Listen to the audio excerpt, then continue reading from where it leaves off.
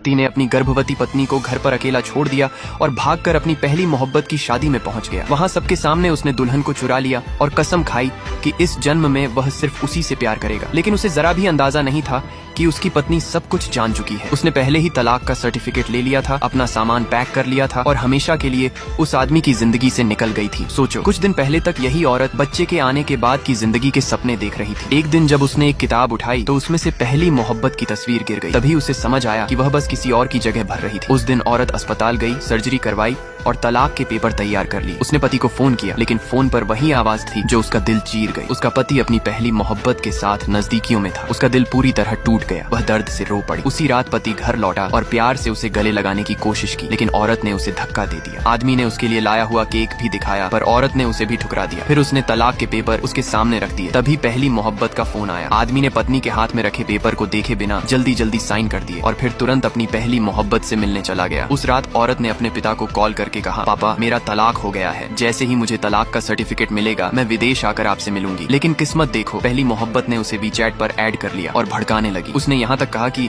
आदमी नींद में उसका नाम लेता है और अगर वह कह दे कि उसे बुरा सपना आया है तो आदमी उसके साथ पूरे 5 दिन रुकेगा। औरत को इस बात पर यकीन नहीं हुआ, लेकिन थोड़ी ही देर बाद उसके पति का मैसेज आया कि उसे 5 दिन के बिजनेस ट्रिप पर जाना है और वह अपना ध्यान रखे। ये पढ़कर औरत का दिल पूरी तरह टूट चुका था। 5 दिन बाद जब पति लौटा तो उसने औरत को भारी सूटकेस उठाए देखा। उसने पूछा, इसमें क्या है? और औरत ने ठंडे लहजे में कहा, बस कुछ कचरा। पति ने कहा वह उसके साथ प्रेगनेंसी चेकअप चलेगा, लेकिन औरत ने दुखी होकर कहा, अब इसकी कोई जरूरत नहीं है। आदमी उसके इस दर्द भरे इशारे को भी समझ नहीं पाया।